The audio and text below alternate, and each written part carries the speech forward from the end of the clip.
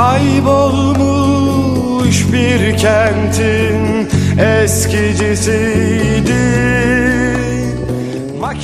International Dance and Music Center gururla sunar.